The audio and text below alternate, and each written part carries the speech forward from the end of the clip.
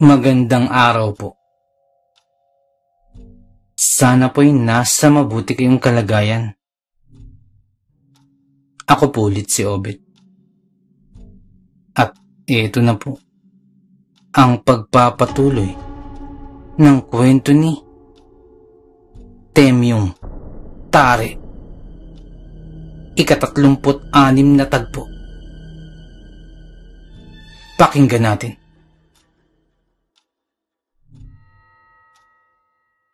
Ompong? Sino pong Ompong, Lo? Tanong ko kagad. Si Ompong, yung apo ni Tata Dolpo. Sagot naman kaagad ni Persing. Dahil doon ay napatingin kami kay Persing. Nang bigla namang magsalita si Lolo. Tama si Persing. Siya nga yan. Siya ang Ompong na tinutukoy ko. Sambit ni Lolo. Lo, meron pa po palang tatay si Ompong. Paano po nangyari yun? Wala naman kasi kung nakikitang tatay si Ompong. Tanong naman ni Oning. Siyempre naman ni Oning. May tatay yan si Ompong. Ano bang tingin mo kay Ompong? Putok sa buho. Tugon naman ni Persing. Yun nga din po ang sasabihin ko sa Lo. Kasi sa simulat sa pulpa, wala talaga akong nakikitang tatayan si Ompong. Sambit ko. Dahil doon ay nagkwento si Lolo. Maliit pa lamang kayo nun. Nung napunta dito sa ating baryo ang tatay ni Ompong. Tandang-tanda ko pa yun sapagkat madalas kaming magkasama ni Dolpo nun, ang lolo niya. Mga 2 beses ko lamang nakita dun ang tatay na yun ni Ompong, kina Dolpo. Bagamat hindi ko naman siya nakakausap, ay kapansin-pansin ang pilat sa kanyang muka, sa gawing kaliwa, sa ilalim ng kanyang mata. Kung kaya't madali kong matutukoy kung sino siya at madali kong maaalala ang kanyang pagkakakilanlan. At dito sa baryo, siya lamang ang may ganyang pilat sa muka. Sambit pa ni Lolo. Lolo, bakit hindi na namin nakita ang tatay ni Ompong? Tanong pa ni Uning. Ganito kasi yan, Oning. Nangyari yan matagal na. Minsan ay humingi ng tulong dito si Dolpo upang hanapin nga namin ang tatay ni Ompong. Na nung mga sandaling yun ay hindi pa raw nakakauwi at baka naligaw. Ayon kasi kay Dolpo, ay nagtungo lamang daw sa bundok upang mangahoy. Subalit, sumapit na ang maghapon at umabot na sa magdamag. Subalit hindi pa rin bumabalik ang tatay ni Ompong. Kinabukasan nun, maaga pa lamang, ay humahangos na nagtungo dito si Dolpo at humingi ng tulong. Kung kaya't hindi kami nag-atubili na tulungan siya. Maaaring ang naligaw lamang ang tatay ni Ompong sapagkat baguhan pa lamang dito sa atin. At isa pa, dyan sa bundok ay baka napaglaruan lamang kung kaya't hindi agad nakauwi. Ngunit bukod sa amin, ay humingi rin kami ng tulong sa iba pang taga rito. Halos lahat ng kalalakihan dito sa baryo ay nagbayanihan upang hanapin ang tatay ni Ompong. Hinalugog namin ang buong baryo. At tinungo din namin ang bundok na yun, na ayon kay Dolpo, ay doon nagtungo ang tatay ni Ompong. Sinuyod namin ang bundok bawat panulukan at sulok ng bundok na yon ay pinuntahan namin. Pagkadating namin sa bundok, nakakita kami ng ilang mga bakas, mga yabag ng paa. Paniniwala namin mula iyon sa taong hinahanap namin. Naghanap pa rin kami ng naghanap. Nagpatuloy kami sa paghanap. Hanggang sa inabot na kami ng 3 araw sa kakahanap. Bukod sa mga bakas ng mga paa na yun, wala na kaming ibang natagpuan pa. Simula nun, ay hindi na namin nakita pa ang tatay ni Ompong. Hindi namin alam kung anong nangyari sa kanya. Kung buhay pa ba siya o kung ano na. Hanggang sa lumipas na ang maraming taon. Kwento pa ni Lolo. Hello? Saan bundok niya ba hinahanap ang tatay ni Ompong? Diyan po ba? Yung sa may tatawid ng sapa? Tanong pa ni Oning. Oo, diyan nga Oning. Diyan kami naghagilap nun. Subalit kahit anong gawin namin, ay wala kaming makita. Humingi pa nga kami ng tulong sa mga manggagamot upang hanapin ang tatay ni Ompong. Kaya nga lamang, yung sinabi mong matandang kasama ng tatay ni Ompong, maaari ko bang malaman kung ano ang itsura? Tanong pa ni Lolo. Kung kaya't muli kong inilarawan kay Lolo ang itsura ng matandang kasama ng tatay ni Ompong. Ilang sandali lamang ay nabanaag ko ang pagkagulat sa mukha ni Lolo. Bagamat hindi niya yung gaanong pinahalata, nakita kong napatingin siya sa akin nang banggitin ko yun. Ilang sandali pa'y nagsalitang muli si Lolo. Temyong, natatandaan mo ba yung ikinuwento ko sa iyo dati? Yung tungkol sa isang tupadan na napuntahan namin dati? Yung may isang sabongero dun na walang makatalo-talo. Yung mahusay ang manok. Hindi ba't ayon sa kwento ko isang matanda ang nagmamay-ari nun. Base sa iyong paglalarawan, ay kaparehas na kaparehas niya ang itsura ng matandang yun. Ganyan na ganyan. Hindi katangkaran. At may kapayatan. At maging sa kasuotan. Ganyan na ganyan. At kagaya din ng iyong pagkakakwento, ganyan din magsalita ang matandang iyon.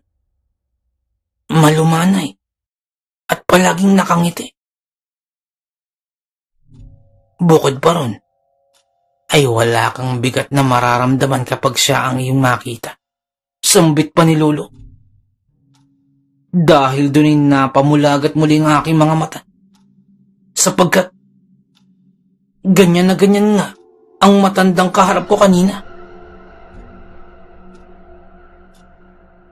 Ang ibig sabihin ba nun, Lo, na yung nakita mong matandang nagmamay-ari ng mahusay na panabong, ang matandang nakita ni Kuya kanina, ay isa lamang? Tanong muli ni Oning.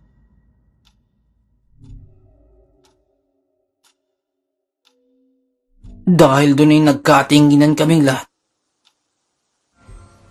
Nang muli namang magtanong si Persing, Lo, ano ba ang panabong nung nakita mo na yun? Ayon kay Temyong, isang bulik ang kanyang nakalaban. Bulik din ba yun? Tanong ni Persing. Oo, Persing. Malinaw na malinaw pa sa aking alaala. Isa rin yung bullet. Tugon pa ni Lolo. Nagkatinginan na lamang kami habang nag-uusap-usap. Ilang sandali pa'y nagsalita naman si Antoy. Kaya nga lamang hindi talaga ako makapaniwala. Gulat na gulat ako. Hanggang ngayon, na natalo yung panabong na yan na sinibalang. Walang makakatalo sa sinibalang dito. Hindi ako makapaniwala. Dagdag pa ni Antoy. Habang nag-uusap-usap sina Antoy, si Persing, si Lolo at maging si Oneng, ay biglang pumaimbulog naman ang aking isipan.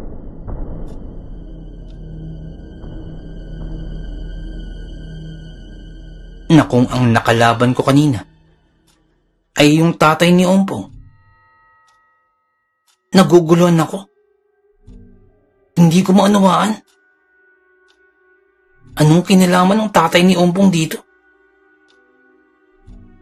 Habang nag-iisip-isip, muli ay tiningnan ko ang tare na ibinigay sa akin, yung ginagamit ko.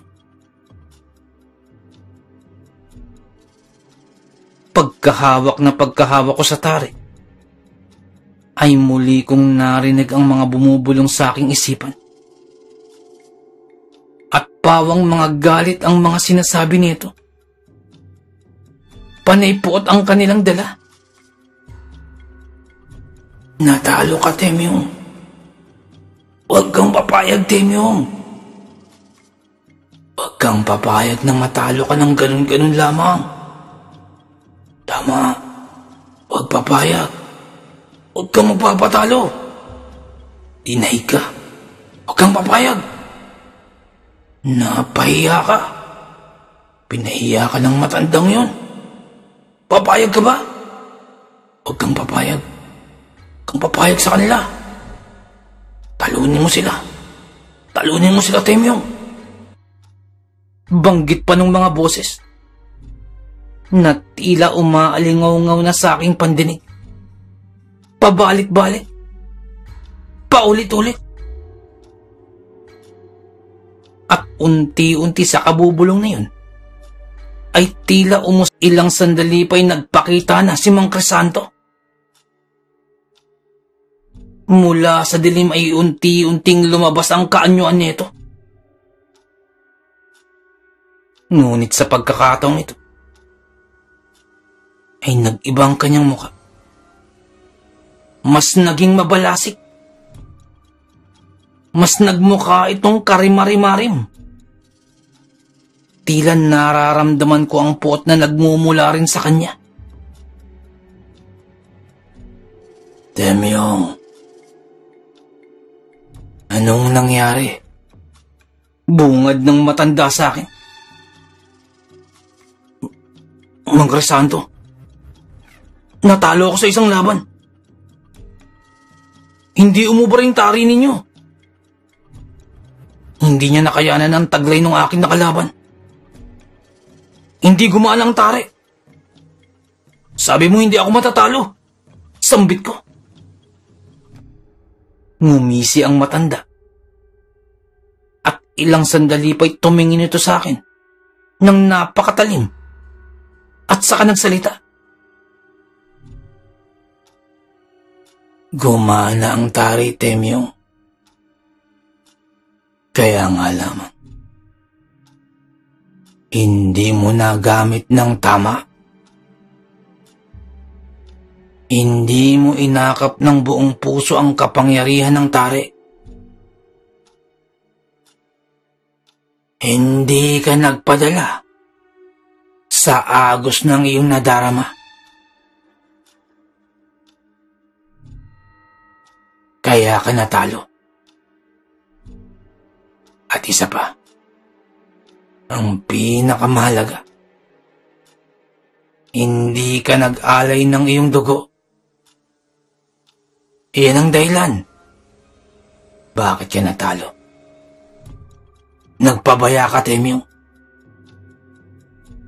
Bukod pa dun, nalinlang ka ng iyong kalaban. Nalinlang ka, Temyong. Nalinlang ka. Sambit pa ng matanda.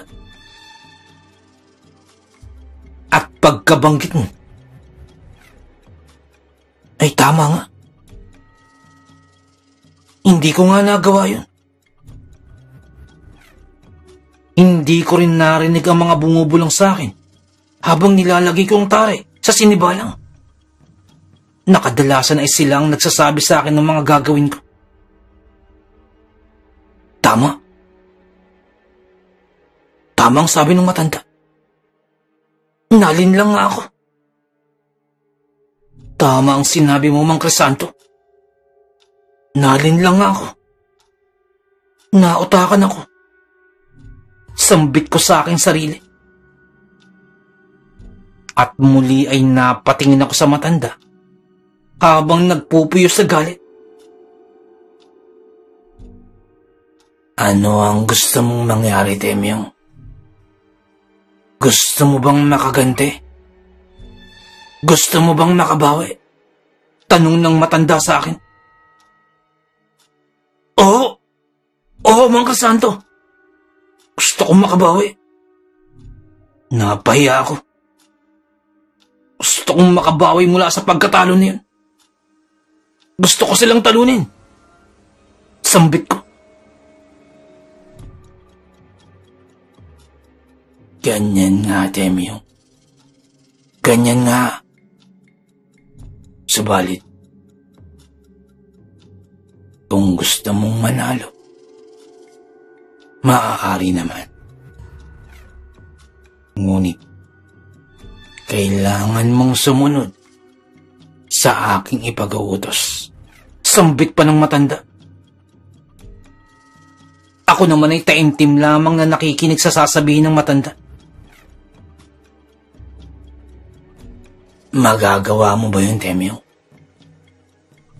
Magagawa mo bang masunod ang aking inuutos? Tanong ng matanda. Kahit ano po. Kahit ano gagawin ko, Mang Crisanto. Gagawin ko ang lahat upang magapi lamang ang tumalo sa aking panabong. Kinakailangan akong maging pinakamagaling at pinakamalakas. Walang makakatalo sa akin. Tugon ko. Mabuti yan, Temyong. Ipagpatuloy mo yan. Ngunit bago mo sila matalo, may kinakailangan kang gawin upang magapi mo ang iyong kalaban. Ang isa sa mga kinakailangan mong gawin ay mapasa kamay mo ang kanyang panabong. Ang buli.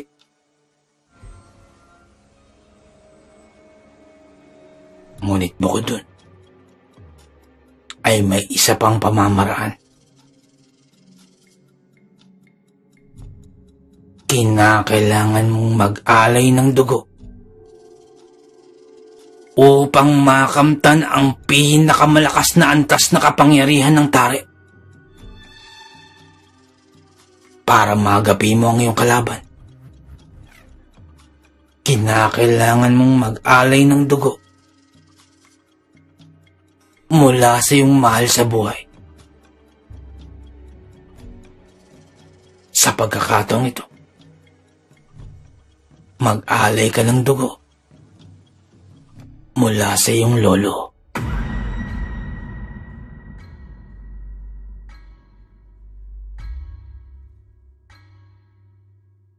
Pagkadinig ko nun, ay biglang napamulagat ang aking mga mata.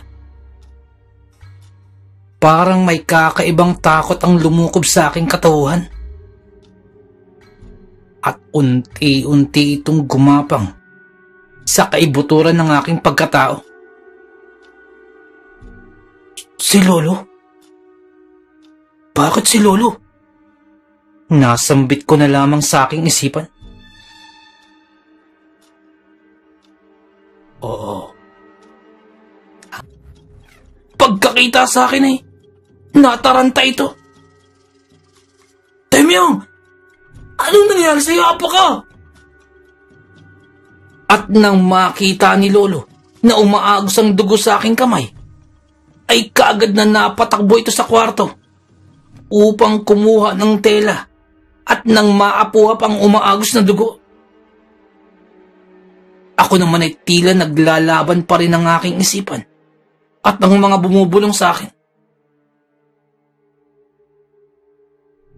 Kanina, bago ko itarak ang tari,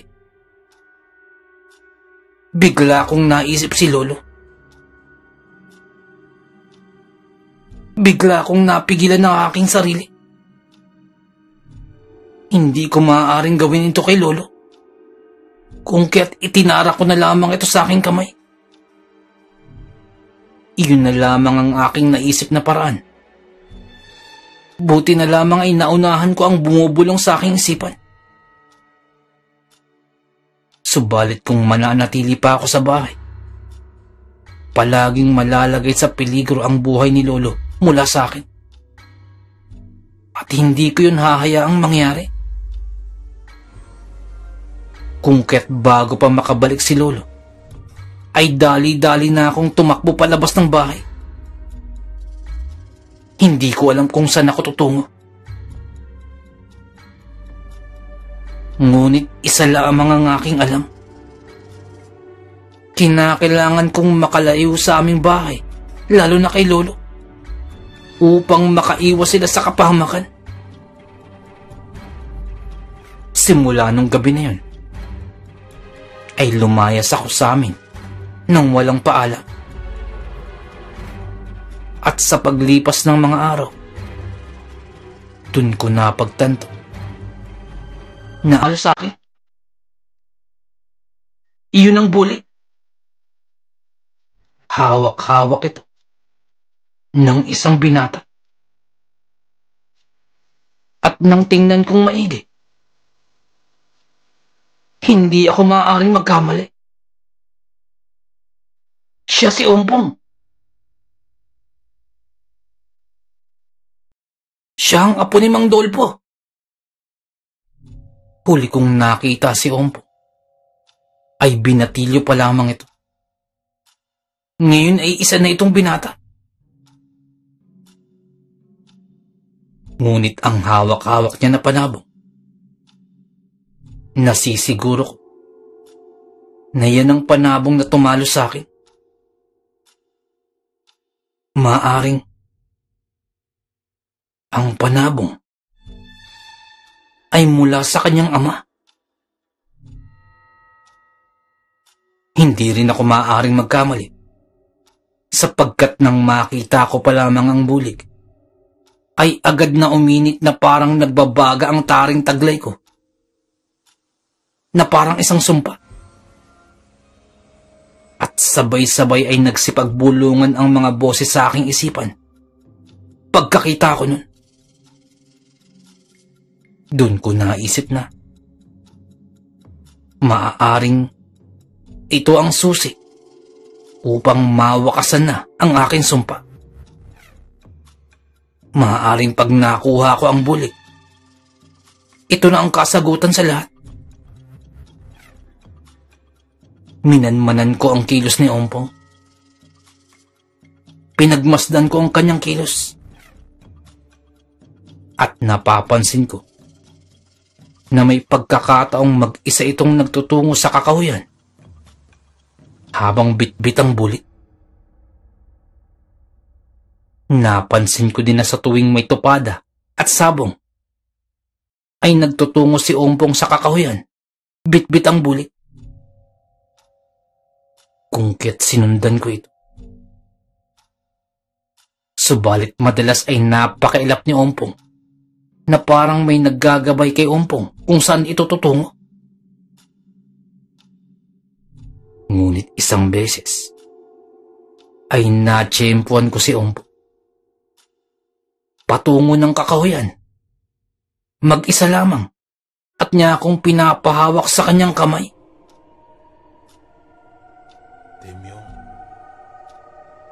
hawakan Mga katagang naririnig ko habang nagdidiliryo na ako. Halos hindi ko na maigalaw ang aking katawan nun. Subalit pinilit kong itaas ang aking kanang kamay. Kahit hirap na hirap ako. Ngunit pinilit ko pa rin maabot ang kamay ng lalaki. At nang mahawakan ko ang kamay ng lalaki, ay tila may kakaibang bagay ang dumaloy sa akin. Unti-unti akong nagkaroon ng malay. At dahan-dahan ay nasulian ako nung mga sandaling yun. Dahan-dahang umampat at tumigil ang pagdurugo ng aking kamay. Temyo, tumayo ka. Sambit sa akin ng lalaki. Nagliliwanag ang mukha ng lalaki. At halos hindi ko ito maaninagan. Ilang sandali pa'y nagsalitang muli ang lalaki. Temyo, nalulukuban ka ng kadiliman. Subalit sa kabila niyo, nanaig pa rin ang iyong kabutihan. Nagliliwanag ang kalinisan ng iyong puso, na kahit nalulog mo ka sa dilim, ang iyong busilak na puso ay hindi yun kayang lukuban ng kapangyarihan ng dilim. Sambit pa ng lalaki. Magiging isang kalapastanganan kung ang kagaya mo na may busilak na puso ay hindi matutulungan. Dagdag pa ng lalaki.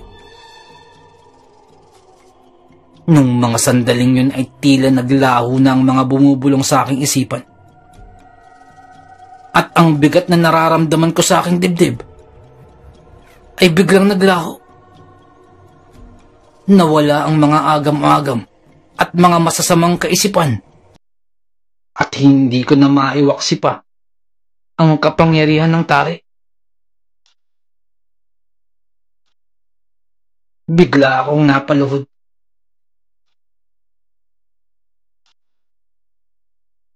Patawad. Patawad po. Pinagtangkaan kong saktan ng iyong anak. Sambit ko habang tiklop tuod na nagsusumamo. Hindi ako nakarinig ng tugon mula sa aking kaharap. Kung sabagay, sino ba naman ang matutuwa sa nagawa ko?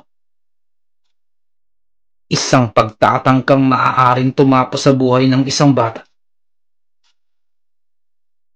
Nang maya-maya pa'y bigla akong nakaramdam na humaplos sa aking balikat. Hindi ka masamang tao, Temyo. Narinig ko na lamang sa tatay ni Ompo. Dahil doon ay hindi ko na napigilan at biglang bumuhos ang aking damdamin. Napahagulgol na ako. Sapagkat gustong-gusto ko nang iwaksi ang taring ibinigay sa akin. Subalit hindi ko na talaga magawa.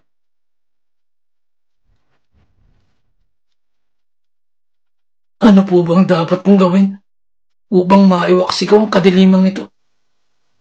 Tanong ko. Manalig ka, Temyo, sa Diyos Ama. At magtiwala ka lamang sa iyong kakayahan. Tugon ng lalaki. Subalit, ang kinasasadlakan mo na yan ngayon ay kailangan mo itong harapin. Hindi mo ito dapat takbuhan. Ang lahat ng iyong kinakarap ay may kasagutan. May mga nagsabi na sa iyo kung ano ang iyong dapat gawin. Ngunit sa pagkakataong ito, kailangan mo na itong harapin.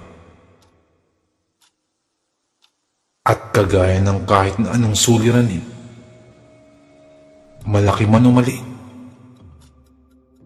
mabibigyan mo lamang ito ng tugon kung iyong haharapin. Magtiwala ka sa iyong kakayahan, Temyo. Magtiwala ka lamang.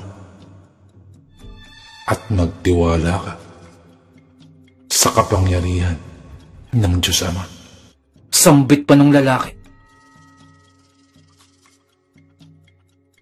At pagkabanggit niyang yun, sa isang iglap, ay biglang naglaho ang lalaki sa aking harapan. At pagkatingin ko sa aking paligid, ay nananatili ako sa kakahuyan. At ilang sandali pa'y nakita akong muli si Ompo, na nagmula sa kakahuyan at naglalakad na pauwi ng baryo. Sinundan ko ito ng tingin. Subalit sa pagkakataong ito, ay wala nang intensyong makasakit. Bagkus ay nais kong makitang makauwi ng maayos si Ompo sa aming baryo. Nung mga sandaling yun ay tila nabuhayan ako ng pag-asa na magkakaroon pa ng kasagutan ng aking kinasadlakan. At muli akong bumalik sa amin upang harapin ang mga bagay na dapat hinarap ko na noon pa man. Pagkadating ko sa bahay, ay tuwang-tuwa sina lolo. Naroroon din sina lola at sina nanay at ang mga kapatid ko.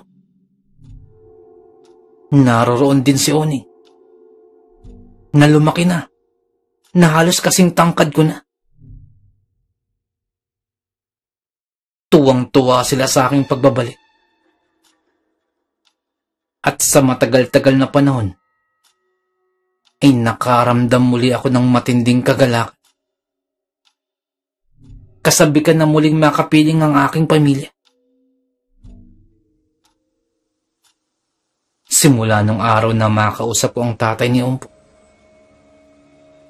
napansin ko na lamang na hindi ko na naririnig ang mga bumubulong sa aking isipan. Doon ko napagtanto na tama ang aking tinatahak. Tama ang payo sa akin ng tatay ni Ompo. Subalit sa loob-loob ko, ay parang kulang pa. Parang hindi pa ito sapat. Dapat ay harapin ko mismo ang nagbigay sa akin ng tari.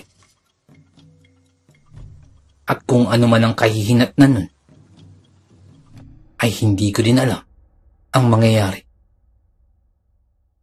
Pero sa tingin ko, ay dapat sa kanya ko mismo isauli ang tari. Nararapat lamang, sapagkat siya ang nagbigay.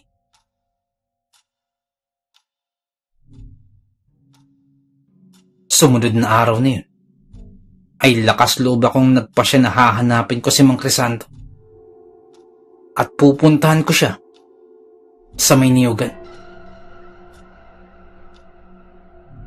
Pagkasapit ng takip silim, ay nagpaalam ako kina lolo. Temyong, bakit? Ikakarating mo lamang at aalis ka na naman ba? Tanong ni lolo. Lo, may aasikasuhin lamang po ako na mahalaga. Para sa atin din naman po ito. At para po sa ikapapanatag ng aking kalooban. Sambit ko. Ganun ba? Kung mahalaga talaga yan na po at hindi maaring ipagpaliban, isasamahan na kita. Alok pa ni lolo. Lo, Huwag na po. Huwag niyo na po akong samahan. At isa pa po ay dapat ako lamang po ang magsagawa nito. May mga bagay lamang po ako na dapat kong itama. Ako lamang po ang pwedeng gumawa niyan. At kinakailangan gawin ko na po ito sa lalong madaling panahon. Sagot ko. Napatingin lamang sa akin si Lolo. At base sa kanyang mga tingin, ay tila nabahala sa aking mga sinabi. Ganun ba, Apo? O sige, basta mag-iingat ka. Mag-iingat ka, Apo. At aantayin ka namin sa iyong muling pagbabalik. Bumalik ka, Apo. Bumalik ka. Sambit pa ni Lolo. At ilang sandali pa'y lumapit na rin sina Lola at sina Nanay. At ganun din ang aking mga kapatid. Halos hindi ko na napigilan ang aking damdamin. At kusang umagos ang mga luha sa aking mga mata. Dulot ng mga salitang binitawan ng aking lolo. Ngunit pinilit ko yung paglabanan. Nakatungo ako. Tumango na lamang ako bilang tugon at sinabayan ko agad ng pag-alis. Hindi ko na ipinakita kina Lolo ang aking pagtangis habang papaalis ng bahay. Mabigat man sa aking kalooban. Subalit, kailangan ko itong unahin. Binaybay ko ang daanan ng aming baryo. At pawang mga kuliglig na lamang at hunin ng mga kulisa pang aking naririnig sa paligid. Halos lahat ng kabahayan ay nagsarado na at mangilan-ngilan na lamang ang nakikita ko na may mga bukas na lamparilla at mga sulong nakalagay sa labas ng kani-kanilang kabahayan. Gabi na. Ngunit patuloy pa rin ako sa aking pagtahak sa aking dinadaanan. Bit-bit ko lamang ang aking sarili at ang taring ibinigay sa akin. Ngunit bukod doon, ay nagdasal ako. Humingi ako ng subaybay at tulong sa Diyos Ama. Aaminin ko'y wala akong masyadong alam pagdating sa mga dasal. Subalit, sinubukan ko ang aking sarili. Humingi ako ng patnubay sa Diyos Ama at sa magiging lakad ko na ito. Malayo-layo sa amin ang lugar na tutunguhin ko. Kung tutuusin, ay bandang dulo ito ng aming baryo. Mga lagpas 1 oras na akong naglalakad. At halos wala na akong makita na kahit na ano sa paligid. At pawang kadiliman lamang. At kung kanina, ng mga bumubulong sa akin, kaagad kong itinalak sa lupa ang tari. At saka gumawa ako ng guhit sa lupa sa pamamagitan ng tari. Ipinangguhit ko ito. Ilang sandali pa'y naririnig ko na at nararamdaman ko na ang pagragasan ng napakalakas ng hangin. Ang lakas ng puwersa nito na patungo sa akin. Rinig na rinig ang pananalasa nito. Nakakapangilabot. Nagsisipaghapayan na ang ibang mga puno ng nyug sa paligid. At papalapit na ito sa akin. Pagkadaan ng napakalakas na bugso ng hangin na yun sa iginuhit ko sa lupa, ay biglang-biglang naglaho ang puwersa nito at tila nabasag ito pagkadaan sa akin. Napatingin na lamang ako sa paligid sapagkat sa paligid ko, kitang-kita ko ang pananalasa ng malakas na hangin na yun. Subalit, tila dumaan lamang ito sa akin na parang hindi man lamang ako natinag. Ilang sandali pa'y may paparating na naman na rumaragas ang bugso ng hangin. Napakalakas nito. At pagkadating muli sa aking harapan, pagkalagpas sa iginuhit ko sa lupa, ay tila dumaan lamang sa akin ang hangin at tila nabasag ang malakas na daloy ng hangin kapag babangga sa akin. Bigla akong napabulong. Tama nga.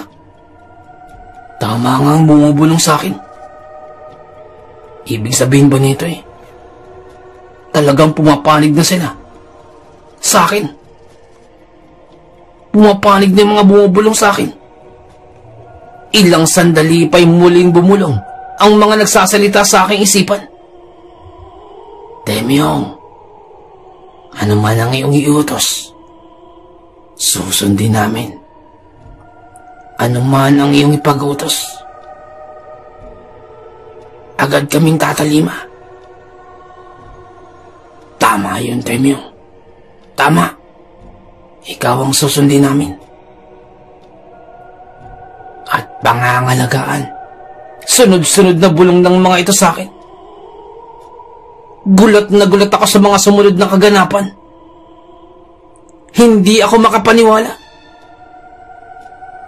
Paanong napapasunod ko ang mga bumubulong nito sa aking isipan? Samantalang sa pagkakaalam ko, ay nasa ilalim ang mga yan sa kapangyarihan ni Crisanto. Nang ilang sandali pa'y biglang napawi ang halakhak ni Crisanto at napatingin sa akin nang makitang tila nahahati ang bugso ng hangin sa tuwing papalapit sa akin. Ilang sandali pa'y ngumisi si Crisanto. Sinusubukan mo bang talaga ang aking kakayahan, Temyong? Sambit ni Crisanto. At ilang sandali pa'y bahagya itong yumuko. At kasunod nun, nakita kong bumubuka-buka ang kanyang bibig na parang may mga inuusal. Nang ilang sandali pa'y biglang bumulong sa akin ang mga bumubulong sa aking isipan kanina pa. Temyong, tumakas ka na muna, pamilya. At saka pa lamang ito susugod sa iyo. Ngunit, nasa sa iyo ang pagpapasya kung lulusob na ba tayo.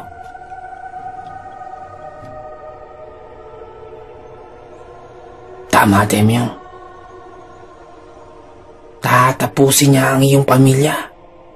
Tatapusin niya. Tatapusin. Sambit pa ng mga boses. Tutulungan ka namin, Temyong. Pero maaari din namin tulungan ang iyong pamilya. Kung kaya't mamili ka. Magpasya ka, Temyong. Banggit pa ng mga bumubulong sa akin.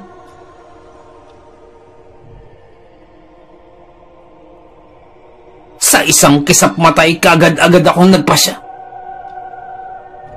Naunahin na ang aking pamilya. Kung yan ang iyong iniutos, masusunod, Temyong. Mag-antay ka lamang. Ngunit mananatili ka rito. At magpakatatag ka. Huwag kang magpapatala, Temyong. Magpakatatag ka. Sunod-sunod na bulong sa akin.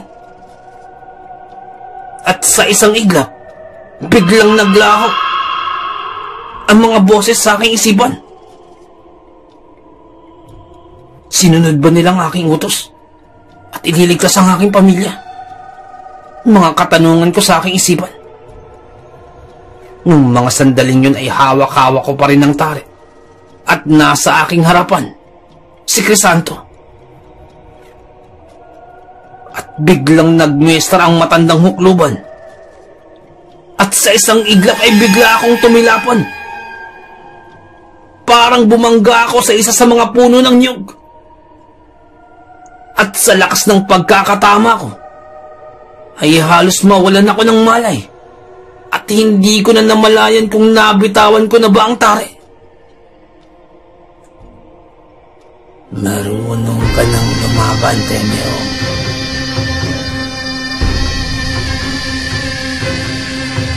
Pinakain kita sa aking palad. Ngayon ay gusto mo akong sakmalin? Ako ang nagpastol sa'yo. Ngayon naman ako ang susuwagin mo. Hindi yan maaari, Temyo. Tatapusin na kita, Temyo. Sambit pa ni Crisanto. Dahil duling napabulong na. Napasambit. Humihingi ng tulong sa Diyos Ama. Sa puntong ito ay tila lalamunin na ang aking kaisipan ng kawalan. Unti-unti nang umiikot ang aking mga paningin. At pakiwari ko'y katapusan ko na sa kamay ni Crisanto. Nang bigla akong nakarinig ng isang bagay na parang bumagsak sa aking tabing uluhan. Hindi ko malaman kung ano yun. Ngunit patuloy pa rin sa pag-ikot ang aking paningin. Dala ng matinding pagkakatama sa puno ng niyog.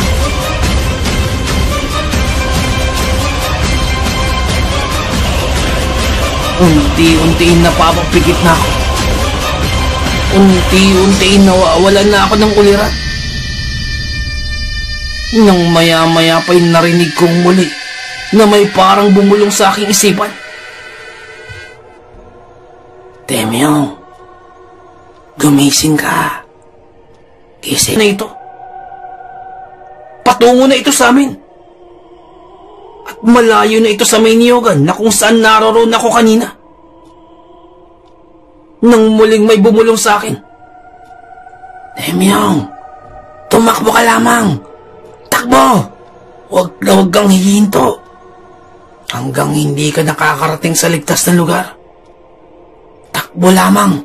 Takbo! Kung kaya't iyon ang aking ginawa. Halos lumuwa na ang aking di nakakatakbo. Ngunit yun pa rin ang aking ginawa. Takbo lamang ako ng takbo. Hingal na ako. At halos madapa-daba na ako sa sobrang hingal. At habang tumatakbo, ay nakapa ako sa aking lalagayan na naroon muli ang tari. Hindi na ito nawala sa akin. Patuloy ang pagbulong sa aking isipan kung anong daan ang aking tatahakin. At iyon ang aking sinusundan. At ilang sandali pa'y natanaw ko na ang bahay ni Lolo. Kung kaya't lalo pa akong nagtatakbo pagkakita nun. Pagkadating ko sa bahay, ay agad akong sumilip sa loob. Nagulat ako sapagkat gulo-gulo ang mga gamit sa loob ng kabayan. Nakakalat ang mga gamit. Ni isang tao ay wala akong makita. Wala sina Lolo. Nasaan sina Lolo? Tanong ko sa aking sarili. Wala si Lolo. Wala si Lola. Wala din si Nanay. Si Nauneng. Mga kapatid ko. Wala sila dito. Nasaan sila? At nakabibinging katahimikan ang sumulubong sa akin nang nasa loob na ako ng bahay.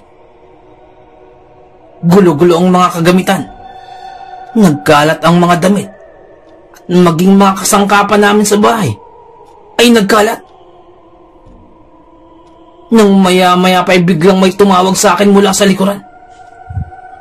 Temyong! Naririto ko na pala! Pagkatingin ko ay si Persing. Persing! Nasaan sina Lolo? Nasaan sila? Tanong ko kagad. Akala ko alam mo kung nasan sila. Tugon sa akin ni Persing. Di ba't? Ang sabi mo, Temyong ipadala daw sa may bahay. Doon sa may bayan. Yung napanalunan mong bahay doon. Yun daw kasi ang sabi mo kanina. Hindi ba?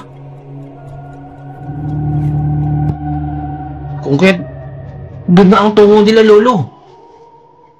Tugon ni Persing. Nagmamadali sila kanina nung nakita ko. Buti na lamang at nakalis sila kagad. Sapagkat may kung anong klaseng maligno ang biglang sumalanta sa bahay ninyo. Hindi ko din mapaliwanag Sambit pa ni Persing. Nang biglang may bumulong sa aking mga boses. Temyong, yan ang iyong iniutos. Inilagay namin sila sa ligtas na lugar. Tama din. Sinunod namin ang iyong utos. Niligtas namin ang iyong pamilya. Sambit ng mga bumubulong sa akin. Tama, Temyong. Sinunod namin ang iyong kautosan. Di na namin ginawa. Sunod-sunod pa nabanggit ng mga bumubulong sa akin. Nung maya-maya pa biglang nagsalita si Persing. Temyong, bakit parang nagsasalita ka mag-isa? May problema ba? Biglang tanong sa akin ni Persing. Persing, wala. Pero tama ka. Ako nga ang nagutos na ilipat sina Lolo. Patungo na pala sila ngayon doon. Sa may bayan. Tanong ko pa. Oo, Temyong. Nakalis sila kaagad. Buti na lamang talaga. At nakalis kaagad. Kung hindi, baka kung ano pang nangyari sa kanila kung nanatili sila dito. Tugon pa ni Persing. At habang nag-uusap kami ni Persing, ay inililigid ko ang aking paningin sa kabahayan. Kalunos-lunos talagang kalagayan na sinapit ng aming bahay. Ilang sandali pa'y nagsipagbulungan muli ang mga bumubulong sa aking isipan. Kagagawa niyan, Temyong, ng ating kalaban. Di ba? Yan ang sabi namin sa'yo kanina. Tama, Temyong.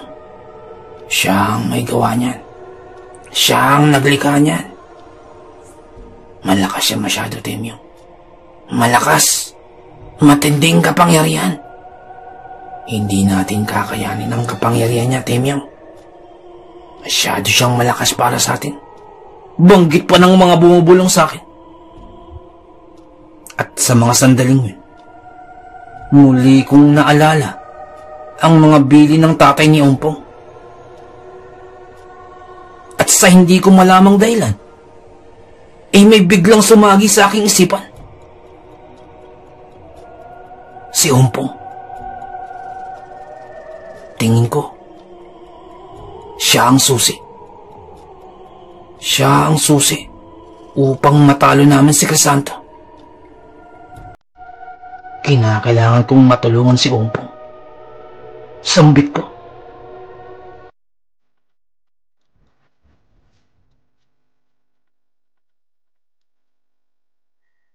Kinakailangan kong tulungan si Ompong. Ngunit bago ko matulungan si Ompong, kinakailangan ko muna siyang mahanap.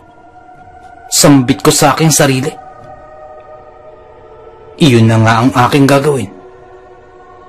Nang maya-maya pa'y nagsalitang muli ang mga boses sa aking isipan. Temyong, hahanapin natin yung bata na yan. Ngunit, kailangan mo munang makalayo sa ating kalaban. Hinahanap ka na niya ngayon. At ang iyong pamilya, hinahanap ka, Temyong. Hinahanap ka. Tama, Temyong. Tinutugis ka niya. 10 ng iyong pamilya.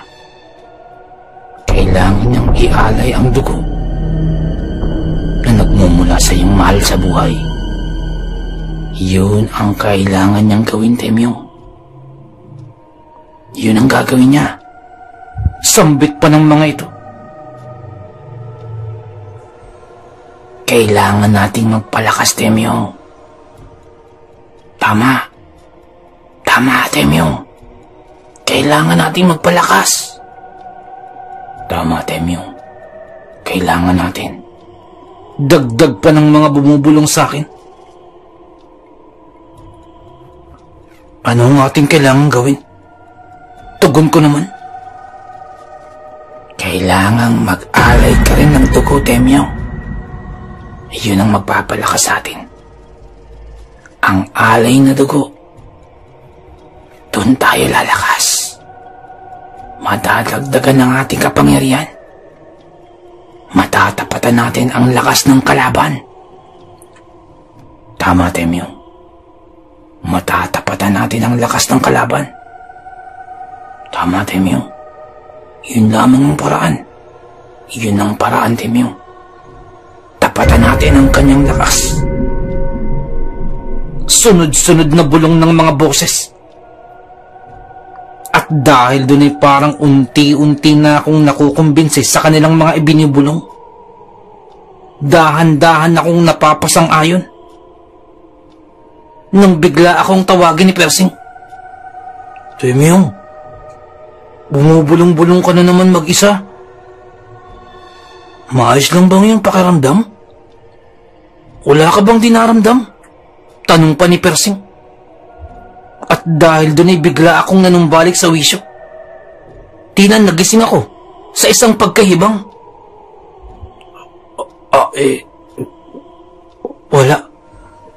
Wala ito, Persing. Huwag mo lamang akong pansinin. Ayos lamang ako. Tugon ko pa.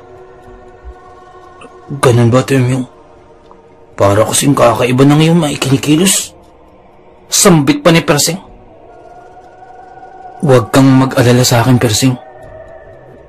Ganito lamang ako sapagkat nag-aalala lamang ako para sa aking pamilya. Persing, baka maaari mo akong matulungan? Maaari bang sundan si na Lolo at dalhin sa mas malayong lugar malayo dito? Hanggat maaari sana sa lalong madaling panahon. Pakiusap ko pa. O bakit, Temyong? Malayo na yung bahay na yun Ilalayo ko pa ba? Tanong pa ni Persing. Ang totoo niyan, Persing, meron kaming kinakarap na napakatinding peligro. Kung hindi nakaalis si na Lolo dito kanina, sa malamang, lahat silang naririto kanina ay nadisgrasya na. Sambit ko na labis ikinagulat ni Persing. Dahil doon ay nagpatuloy pa ako sa pagsasalita. Kita mo naman ang kinasapitan ng bahay. Kalunos-lunos. At talagang nais makasakit at talagang nais kumitil ng buhay ang may gawa nito.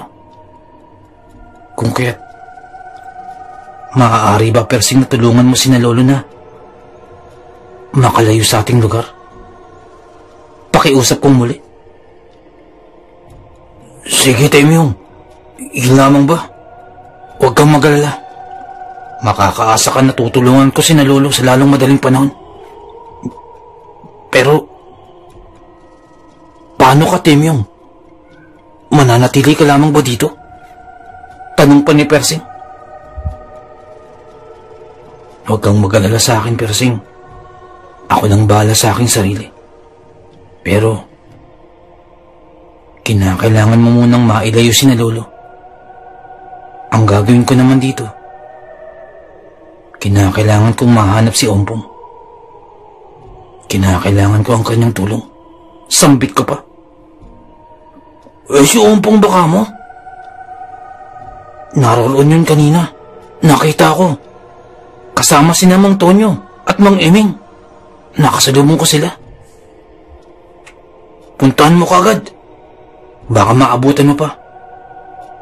Kaagad na saad ni Persing at agad-agad din siyang lumakad upang puntahan ng sina Lolo. Ako naman ay hindi na nag-aksaya pa ng panahon upang puntahan si Ompong. Ngunit habang tinatahak ko ang daanan na yun, ay muling narinig ko ang mga bumubulong sa aking isipan. Temyong, kinakailangan natin ng alay na dugo upang makalaban tayo sa ating kalaban. Tatapatan natin siya. Lakas sa lakas. Tama, Temyong.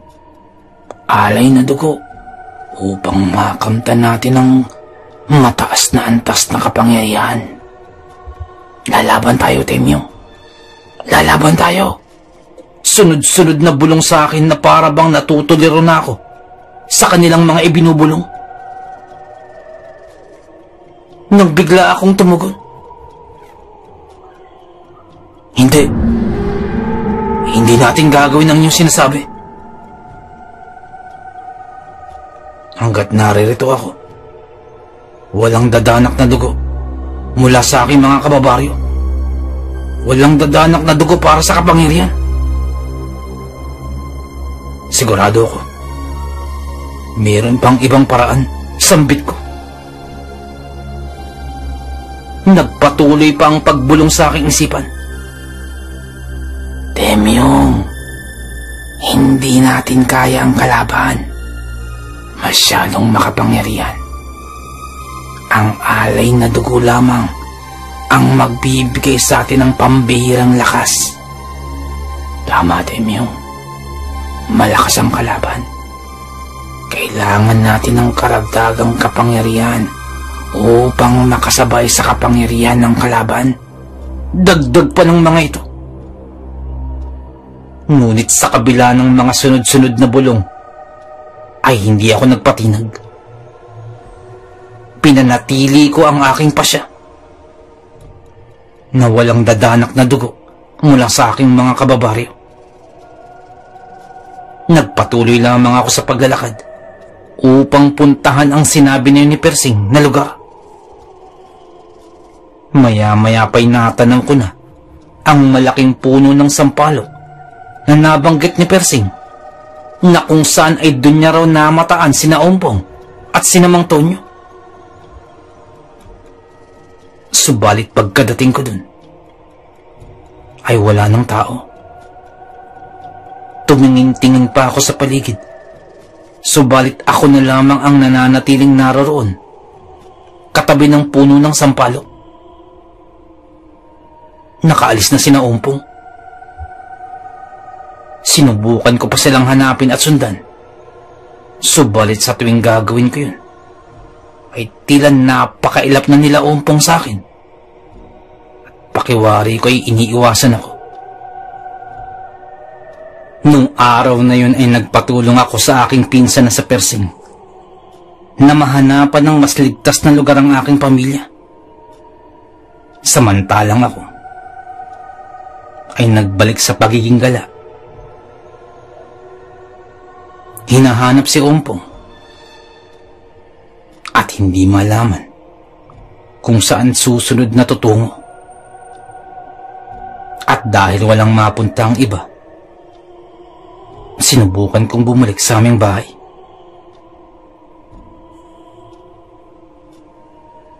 Habang nasa bahay, ay kung ano-anong bagay na ang pumapasok sa aking isipan upang malunasan lamang ang aming kinakaharap.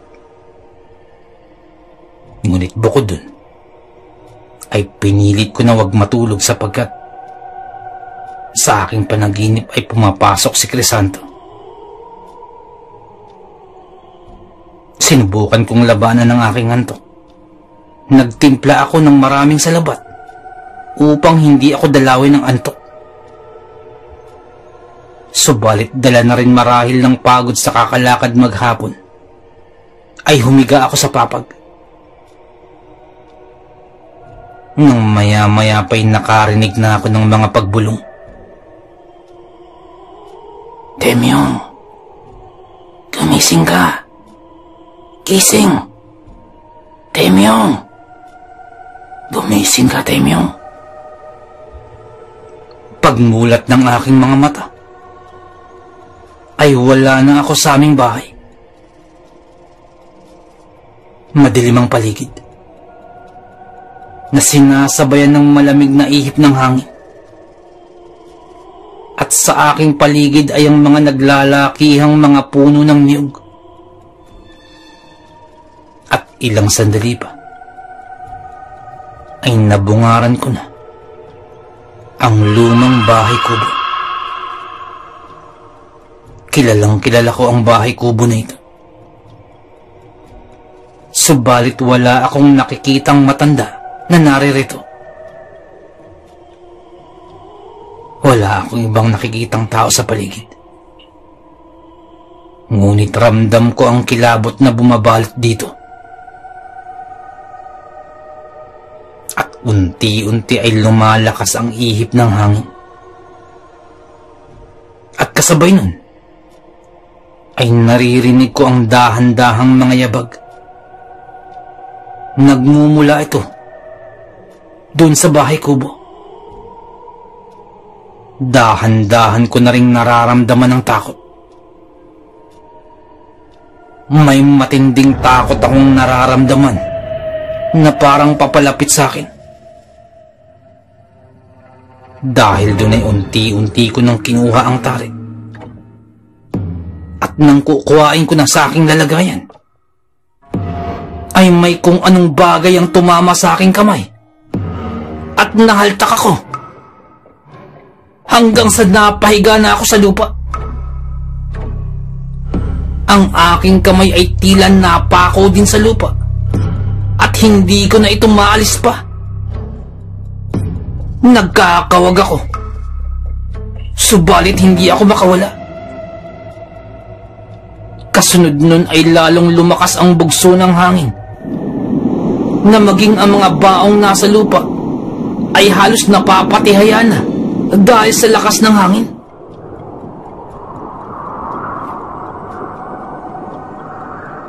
Unti-unti ay nararamdaman kong may papalapit sa akin. Subalit hindi ako makaalpas. Hindi ako makaalis. Nang maya-maya pa'y marinig ko ang mga bumubulong sa aking isipan. Temyong! Gising, Temyong! Gumising ka! Gumising ka, Temyong! Nang bigla akong mapabalikwas sa aking hinihigaan. Sa muli kong pagmulat, ay nasa loob na ako ng aming bahay. Hindi ko na namalayan na nakatulog na ako. At pagkagising ko ay hingal na hingal ako. Pawis na pawis. Butil-butil pa ang mga pawis na nararamdaman ko sa aking noo nang punasan ko ang mga ito. Buti at nagising ka, Temyong. Kung di ay nalintikan ka na ng kalaban. Bulong pa sa aking mga isipan. Dahil dun, ay lalong iniwasan ko ng makatulog. Nagpagala-gala ako. Nagpalaboy-laboy. Upang makaiwas lamang sa pagtulog.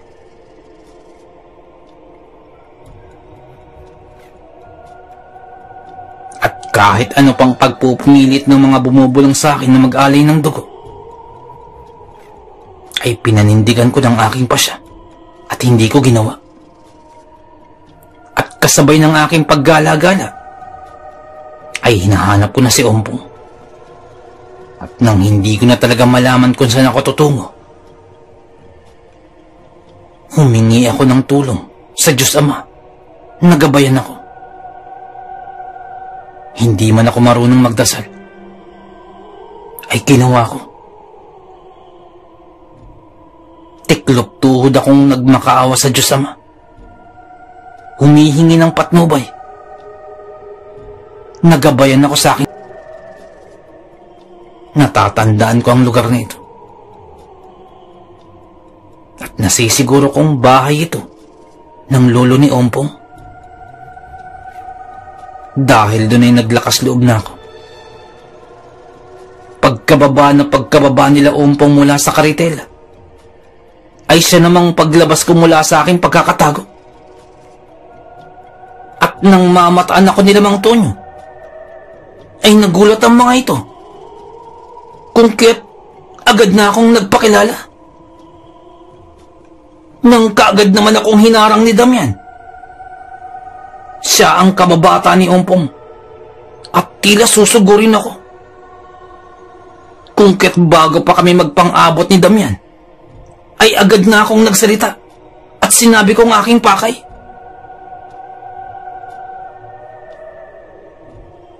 Nang muling magsalita si Damian, "Huwag kang maniwala dyan, Ompong. Kalaban natin yan eh. At makailang beses tayong hinabol. Tandang-tanda ako mukha ng temyong na yan. Hindi ko yan malilimutan. Hindi ako naniniwala sa mga pinagsasabi ng tao na yan." Sambit pa ni Damian. Gulat na gulat si Mang Tonyo nang makita ko. Ganon din si Mang Eming. Si Damian naman, siya ang galit na galit at napakasama ng tingin sa akin. Mukhang may nagawa talaga akong hindi kaaya-aya kung kaya't ganun na lamang ang galit ng mga ito sa akin. Hindi ko naman sila masisisi sapagkat may pagkakataon talaga na nilulukuban ako ng itim na kapangyarihan at hindi ko na namamalayan ang aking ginagawa. Kung kaya't bago pa nila ako sugurin, ay nagsalita na ako. Ipiniliwanag ko ang aking panig. At pilit pa din akong nagsumamo sapagkat sa tingin ko ay ito lamang ang susi upang kahit papano ay matalo namin si Crisanto. Ipinaliwanag ko sa kanila na hindi ko namamalayan at hindi ko sinasadya ang aking ginagawa. Lalo pa kapag nasasapian na ako at nilulukuban na ako ng kapangyarihan ng itim. Hindi ako naniniwala! Huwag kang maniwala dyan, Ompong! Kalaban natin niya si Temyong Tare! Sigaw pa ni Damian.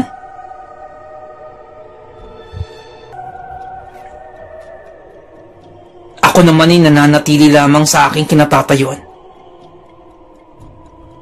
Hindi ako nagpapatianod sa mga sinasabi ng mga bumubulong sa akin. Tinatagan ko ang aking sarili. Ngunit sa tingin pa lamang nila Damian, ay anumang oras mula ngayon, ay susugurin na ako ng mga ito. Nang maya-maya pa'y nagsalita si Ompong. Naniniwala ako sa iyo, Temyong. Naniniwala ako sa iyong sinasabi na hindi mo namamalayan ang iyong ginagawa. Sambit ni Ompong. Gulat na gulat ako sa sinabi niyo ni Ompong. Subalit kasunod nun, ay kakaibang tuwa rin ang aking naramdaman. Ang mga kasama ni Ompong ay napatingin na lamang din sapagkat gulat na gulat sa sinabi ng kanilang kasamahan. Doon pa lamang ay napahanga na ako ni Ompong dahil sa kabila ng aking mga ginawa ay hindi siya nagtanim ng galit o pinangunahan man lamang ng puot at pag-iimbot. Napakabuti ng kalooban ni Ompong. Kahanga-hanga. Marapat lamang talaga na tulungan ko si Ompong. tingin ko siya talaga ang makakatalo. Kay Crisanto, sambit ko sa aking sarili. Sa kabila ng aking mga nagawa, ay wala akong nararamdamang galit na nagmumula kay Ompong. Kagayang-kagaya nung naramdaman ko din nung unang beses kong makita ang kanyang ama at ang matandang lalaki na kasama nito.